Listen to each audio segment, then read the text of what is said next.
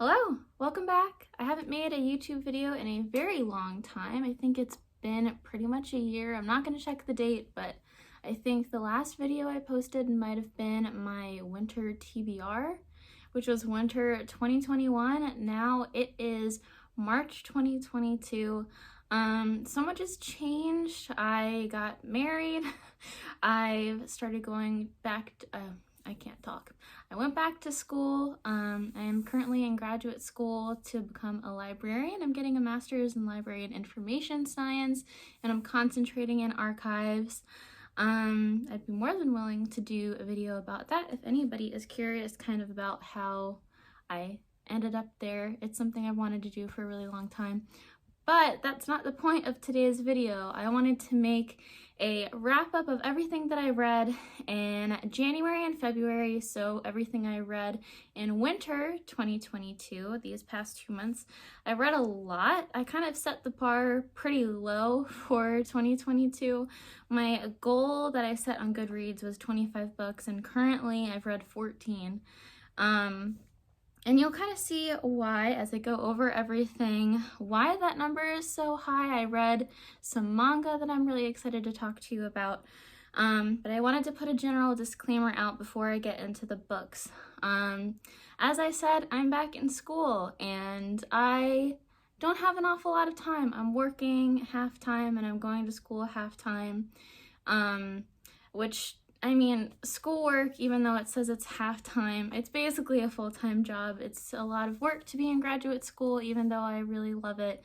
So this video is not going to be a super high-effort video. I really just want to talk about books, and if I'm going to continue to do this in the future, I need to give myself permission and forgive myself and just put out videos that maybe aren't super edited, or maybe there's some mistakes, maybe I trip over my words and I just don't cut it out. So that's what this is gonna be. If that's not okay with you and you prefer, videos that are more high quality and, you're used to that, that's okay. That's what I love to watch too. You can exit out of the video, do your thing. Thank you for being here for however long that you did, but if you're okay to stick around, you're okay with a little bit of a lower quality situation, we'll both be okay with it together. So yes, I just wanted to start off with that disclaimer. So yeah, now I'm gonna go into the books, everything that I've read. Oh gosh, I should have counted them before I started. 1, 2, 3, 4, 5, 6, 7, 8, 9, 10, 11. 11. I think I counted right. I was an English major. I may have counted wrong. The first book that I read, I actually started in December, and I love seasonal books. So last year for Halloween and Christmas especially, I was really into reading seasonal things, but this one took me a while to finish. It is The Holiday Swap by Maggie Knox, and this was my book of the month choice for December. I liked it a lot. I'm not going to tell you what I rated it on Goodreads because honestly I'm not super consistent with my ratings, but I liked it. It just took me a really long time to finish. And I think there's a few reasons for that. The first being, I'm not super into romance novels, and this is just something I've learned about myself. I've tried a couple different ones. There are still some romance novels that I really want to read, but the ones that I've tried, including this one, it just takes me a really long time to get through them because I feel like I get bored. And I'm not saying that's a good thing. I feel like that's definitely a personality, a flaw that I have. But I did kind of lose interest halfway through, but I powered through, and I'm glad that I did because, I mean, obviously it's a romance. It ends really happily. I did get pretty connected to the characters. It's about these twins who switch places, as you can probably tell by the title. They're both chefs or bakers, or I forget. It's been a couple months since I've read this, which is crazy. But one of them lives in a very small Hallmark-esque town. The other lives in LA and is a famous chef, very, you know, kind of like a Netflix show almost. And the famous sister has an accident in like the first chapter. This isn't a spoiler. She has an accident on set where she can't really do her job very well. She's in a high pressure situation, and she needs her identical twin sister to fill in for her, and so they switch places. They both get into some hijinks. There were some pretty funny scenes. It was an enjoyable read. I just struggled to get through it because I get bored easily. But next Christmas, if you're looking for a, you know, a Christmas themed book, I would recommend it. You know, it was a good book.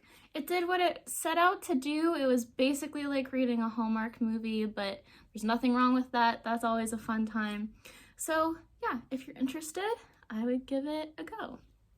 And then the next one comes with a little bit of a story. The manga that I had mentioned is Naruto. I didn't look up how to pronounce his name beforehand. I'm so sorry. Masashi Kishimoto is the artist and the writer for this manga series. And the reason why I started reading this, I don't habitually read manga, at least I didn't before. My husband and I are currently watching Naruto Shippuden. We finished the first series, now we're watching the second series, and I fell in love with it. It's so entertaining, it's so fun, and I just really wanted to read the manga. So I've really been enjoying it. The reason why I've read so much is I have the first two here, but through my library I read up to volume 4. I'm currently reading volume 5. I just read little chapters here and there when I can. Super enjoyable, so much fun. It's action-packed. The main character Naruto is just hilarious. If you don't know the story, I like grew up with people talking about Naruto. If I were to tell like 9-year-old Liz that I was reading Naruto right now, I'd be like, what? That's so crazy. Because I remember just like hearing people talking about it. And I don't know why I didn't grow up watching it. I think I just didn't have the channel that it was on or something. But how do I even summarize it? In the show, if you've watched it, if you've read it, you know there's so much that goes into the story. But basically, the story is about Naruto, who in the beginning of the series is like 12 or 13. He's younger. Throughout the rest of the series, he gets much older, into like his late teens, maybe early 20s. Haven't gotten there yet. But basically the story is he is training to be a ninja, and in the beginning of the series he like graduates ninja school, but people really despise him. People don't like him, and he doesn't know why. People just avoid him, and he's an orphan, so he doesn't have anybody. It's very sad, but he has a teacher who really you know, kind of like serves as a father figure and kind of guides his way a little bit as he graduates. And he comes to find out the reason why that people really despise him is he is kind of like, I'm trying to like use terms that everybody will know. He is kind of like serving as the how would I even describe it? He's called a Jinchuriki, which means that he is serving as like he's housing this demon basically called the Nine-Tailed Fox, which is this monster or demon that like destroyed the village that he lives in when he was a baby, and in order to contain it and make it stop destroying the village, his father, or oh, is that a spoiler? Oh, I'm not gonna edit this. Sorry, spoiler. No, I'm gonna have to edit it because that's a spoiler. I'll have to put in that that's a spoiler. Shoot. Okay. I don't know how to explain this without spoilers because I'm watching the show and I'm so far ahead. Now I'm stressed. But anyway, he's like Yeah, so that's why people don't like him. I really don't want to spoil this for you in case you want to get into this. So yeah, I'm up to the 4th volume. I'm currently reading more. My library has up until the 5th volume on Libby, and so after I finish Libby, I'm going to be reading it on, what's the app? This was actually a big thing for me. Viz Manga. If you read manga, I'm probably telling you something you already know, but I'm pretty new, so stick with me. Viz Manga is like, I forget if I'm charged weekly or monthly for it, but I can read Naruto on this, and I'm very excited. So I have my iPad here, and that's how I'm gonna continue reading the series. I'm not planning on stopping. But yeah, that's Naruto. Sorry that was rough. Oh, man. Maybe I'll just keep that in and put in like text that there's spoilers. Clearly I haven't filmed in a very long time. Okay, next. We have, this was such a random book that I read. A lot of the books I read this month are middle grades because I really like reading children's literature. At some point in my life, I really want to try to write a middle grade book or series. I feel like that's one of my lifelong goals that at some point I want to do. So I try to read a fair amount of middle grade just because I find it enjoyable, and there's no shame in reading children's books when you're an adult. And also because I kind of want to like know how it works. I want to try to study up so when that time does come, I can, write it well. And I really love middle grade graphic novels. And so I read The Babysitters Club, The Truth About Stacy with Anne M. Martin, who wrote the original Babysitters Club series. Like, if you grew up when I grew up in the like late 90s, early 2000s, you know about The Babysitters Club, but it was illustrated by Raina Telegmeyer. Hope I am pronouncing that right. This was just so enjoyable. I don't remember a lot about it. This was just a really quick read.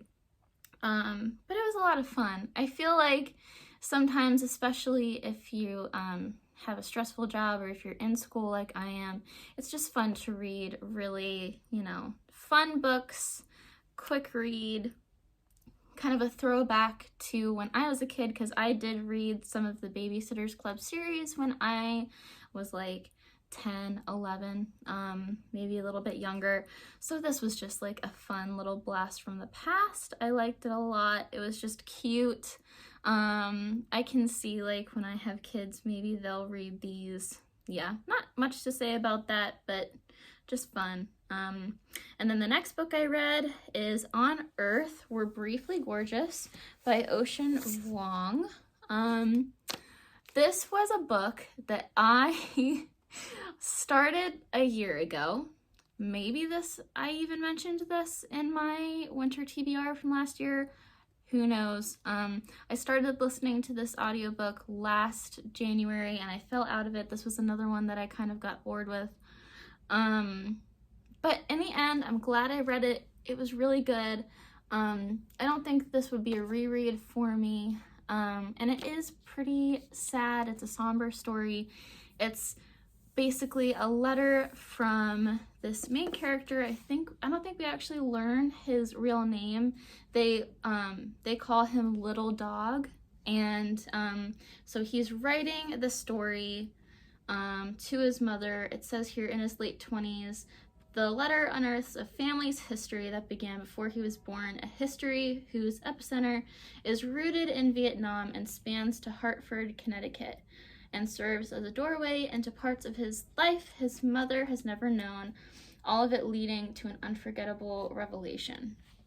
So yeah, it was really interesting learning about this kid's life as he grows up, and learning about his experiences with his mother. There were some really challenging parts to read. I don't want to spoil anything, but I will say there's like quite a lot of drug use. There's some domestic violence, so trigger warning with that. I didn't really know about that before, and so it was kind of a surprise to me when I was reading it, but it didn't take away from it. It was really good. it was also super emotional too, like his mother and little dog have kind of a fraught relationship at times. But it also had really good representation. It has an LGBTQ storyline, so yeah, it's really good. I would recommend it. Just make sure you look up the trigger warnings, make sure that you are emotionally prepared. So yeah, that's all I'll say about that. On Earth We're Briefly Gorgeous. Okay, and then after that, this was another middle grade that I listened to on audiobook, so I'll show you the cover on Goodreads here. I listened to Little House in the Big Woods by Laura Ingalls Wilder. This is the first book in her Little House on the Prairie series. I really enjoyed this. This was another kind of blast to the past because I read this series with my mom when I was like super little. I was probably like 7 or 8 when my mom read these to me for like bedtime stories. That's how long ago it was. And I think I started listening to this when it was snowing outside, so it was a super cozy experience. In the book, it just it documents a year in Laura's life, who's the main character in this book and this series. In this book, I forget how old she is. She's 4 years old, and it's just an adorable story about her family living in this little house in the big woods in the mid 1800s, I think. So it kind of just documents how they survive a harsh winter, how they go about living in like a homestead, which is just super interesting coming from an adult perspective. When you're a kid, and when I was reading this with my mom, I remember just being like, whoa, this is so cool, and not really registering all the things that were probably pretty difficult that they had to do in order to survive. So as an adult, it was interesting to kind of learn about what they did, how they stored their food, how they interacted with their family even though they lived really far away, and just like that sort of stuff. So that was really interesting. If you know a little bit about Laura Ingalls Wilder and some of her stories, just know there are some very dated things, so just do your research. But yeah, so next I have Kiki's Delivery Service, another middle grade. If you know, this is a Studio Ghibli movie, or a Studio Ghibli movie was made out of this book. It is by Iko Kadono. Again, I'm sorry, I forgot to look up the pronunciations for these authors' names. But if you're familiar with the movie or you've read this book before, it's a super charming tale about this preteen or early teenage witch. I think Kiki's 13 in this story. She has to go out and on her own and figure out how to live as a witch in society. And it's just so fun because she moves to a big city and she learns that her biggest skill as a witch is flying. She loves to fly, so she makes this delivery service, as we can tell by the title. It's just super charming. It's so fun. Every chapter pretty much feels like an individual story. There isn't like a huge arc, I don't remember. It's just like every chapter is like a delivery assignment that she has, or it's something that happens, like she goes to the beach one day, and it's just super fun, super charming.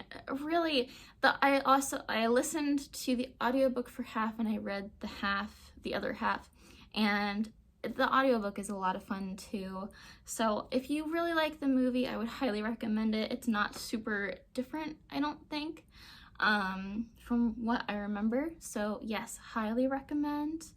Yeah, a lot of middle grades in this month. And next, another one is How Do You Live by Genzaburo Yoshino. And this was so much fun. And if you know, I think his name is Miyazaki. He is a part of Studio Ghibli. He's coming out of retirement to animate this book make it into one of his movies. And when I heard about that, I knew I needed to pick this up because I love Studio Ghibli movies so much. I'm so excited about this. And the book was so, again, another really charming read. It's letters from, well, okay. I'm going to read you the description and then I'll kind of give you my take. Following the death of his father, Copper, 15, faces enormous challenges and he wonders about things he used to take for granted, including his place in the world, friendship and loyalty, and the role of luck and choice in his future. Meanwhile, Copper's uncle writes to him in a journal, sharing knowledge and offering his advice on life's big questions as Copper begins to consider what matters most. And I'm pretty sure this book was written in the 30s. Let me look at the copyright date. This book is a lot older than you would think it is. Yeah, 1937 is the first copyright date. So, but it doesn't read like a book from the 1930s. It's super fun, but it's also a book that I really wish I had read when I was a kid.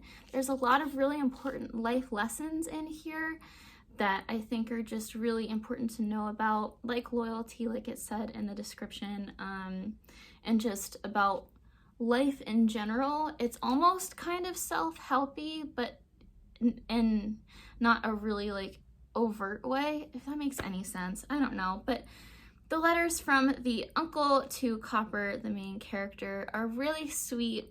You know, it's kind of like a father figure telling Copper how to live his life and how to become a really good person, and it's just really sweet. It's one of those books that I could see maybe reading to my kids when they're, you know, the right age, maybe like, you know, when we're reading bedtime stories.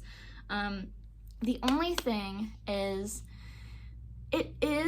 I could see like as a child maybe this being a little bit dry. For me as an adult, I found it really engaging, but you know, I don't know. So like for me in the future, we'll see if I'll actually be able to read this to my kids. But I'm so excited to see this as a movie. I'm so excited about the new Miyazaki, a Studio Ghibli movie. Yeah, Hayao Miyazaki. Okay, I'm glad I remembered the name right. But yeah, if you're interested and you really like Studio Ghibli movies like me, I would highly recommend picking this up. I also listened to this audiobook kind of half and half. So yeah, the audiobook was really good too. So there's that. And then I only have two more, and these were both audiobooks that I listened to. First, the second to last book is Klara and the Sun by Kazuo Ishiguro. And this was a book that I've had on my TBR for a really long time. I used to work at Barnes & Noble, and I was working there when this book came out back in 2021. It came out March 2nd. Wait a second, what's today? Today's March 4th. It came out just a little more than a year ago. So I remember it coming out, and I remember being super intrigued by it, and I requested it from the library, but I like put off the audiobook a bunch of times, and then I just didn't end up reading it, and I ended up giving up my hold. And then within the last month, I was just browsing Libby, and because it came out a year ago, people aren't as interested in it anymore, which is kind of sad, but I saw it was ready to be borrowed, and I was like, you know what, I'll give it a shot. I remember I really wanted to read this, and it was good. It didn't disappoint. I'll read you the description. This book tells the story of Klara, an artificial friend with outstanding observational qualities who, from her place in the store, watches carefully the behavior of those who come in to browse and those who pass on the street outside. She remains hopeful that a customer will choose her. Klara and the Sun is a thrilling book. Okay, blah, blah, blah. But basically, that's only like a small part of the story. Her being in the store, she is eventually bought by a teenage girl. I was expecting the child that that she is like the AF too. I was expecting her to be much younger, but she's actually a little bit older. And there were a lot of things about this book that I wasn't expecting. Klara, the main character, is really interesting because it does read like a robot is narrating the story, which is basically what it is. But she has like a lot of emotions, and it's interesting to kind of like see how she perceives the world because she kind of describes her sight differently.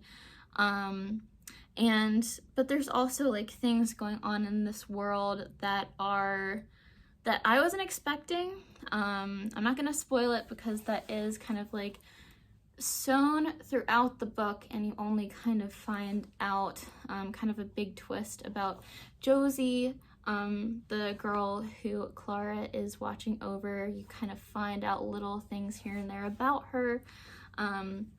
So yeah, it was super interesting. I heard,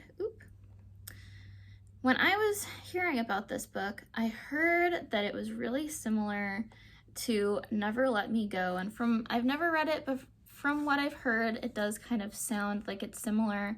So if you liked Never Let Me Go, if you like Ishiguro's other books, I think you would like this. I liked it. It wasn't my favorite book that I read this month, but it was really thought-provoking. I liked the audiobook too. I feel like the narrator did a good job of pretending to be an AF or a robot basically, but not sounding super monotone, which would have been a problem for me. I wouldn't have been able to focus, but they did a really good job. So yeah, that's all about Klara and the Sun. And the last book that I listened to in February, actually, the end of February, I listened to A Dowry of Blood by S.T. Gibson. There we go. This was such a fun book. I picked this audiobook on a whim. I was looking through Scribd, looking for something to listen to while I was working.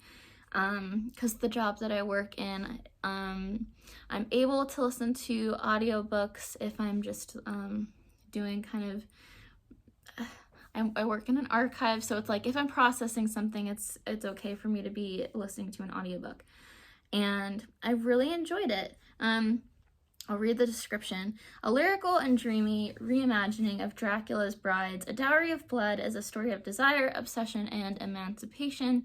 Saved from the brink of death by a mysterious stranger, Constanta is transformed from a medieval peasant into a bride fit for an undying king. But when Dracula draws a cunning aristocrat and a starving artist into his web of passion and deceit, Constanta realizes that her beloved is capable of terrible things. Finding comfort in the arms of her rival consort, she begins to unravel her husband's dark secrets. With the lives of everyone she loves on the line, Constanta will have to choose between her own freedom and the love for her husband, but bonds forged by blood can only be broken by death. This was a super interesting book, and we're kind of taken from when Constanta is changed into a vampire. It says here that this is a Dracula retelling, and I can see how that is, but we're never actually told the vampire's name, the husband's name. I could see it being a Dracula, but honestly, there are some things, like if you've read Dracula, like, I don't know, it might not fit. It's like clearly inspired by it, but I don't know if it's really a retelling. I don't know, I'm not gonna nitpick. It was good. But the thing that I really liked about this book was it takes us from when she's made into a vampire in medieval times all the way down to like the 1920s or the 1930s, right around there. So we're really kind of just shown little bits and pieces of all the history that happens from like the plague to like the Renaissance to like the 1700s to the like flapper age in the 1920s. We're shown so much, and it's super interesting to kind of see that, but it's honestly not a huge part of the book. Something that I wished would have happened in this book a little bit more is like telling me specific dates of like when this is. And I understand why the author S.T. Gibson didn't do that, is because I guess she was trying to make it seem like how they were probably perceiving time as it's just like this ongoing thing. Time is time. We're not being specific about it. But it's just like, with the context, I really would have loved to have known specific dates, but that's fine. That was just one thing that kind of bothered me a little bit when I was listening to this. Especially with an audiobook. If I had read it and not listened to it, maybe I would have felt a little bit differently. But sometimes it was a little bit hard for me to like place myself in the story and orient myself of what's going on in history, because they do talk about things in history from time to time. But other than that, it was a super fun book. Some things I didn't expect. There were very graphic sex scenes, so if you're into that, great, you'll probably like this book. But if you're listening to it and you're at work and you're just doing your thing and you're like, oh wow, that's happening, okay. So just be prepared. But it was very, very fun. It was just like a fun last minute book that I chose to read, and I'm really glad I read it. I like vampire novels. I am unashamed of that fact. I really enjoy them. It had like Interview with a Vampire vibes. I've never read that book, but if you like the movie, it definitely has like that feeling. I feel yeah, super similar. So if you like that movie, I really think you'll like this book. But yeah, so that's all I have to say. This is a very long video. Oh my gosh. So I'm gonna wrap it up here. Thank you for watching. I did want to say this sweatshirt is from Ariel Bissett. This is her merch on DFTBA, I'm pretty sure, and I love it. It says, I'm thinking about books, and I'm an avid listener to her and Raylene's podcasts. It's called Books Unbound. It's just talking about books every week. I just wanted to shout that out because I'm wearing the sweatshirt and I thought this would be a fun thing to feature at the end of the video. But hopefully, if I don't forget that YouTube exists, maybe I'll do this again next month, who knows. But I'm really happy I got to walk you through what I read. Thanks so much for watching, and I hope you have a great day. Bye.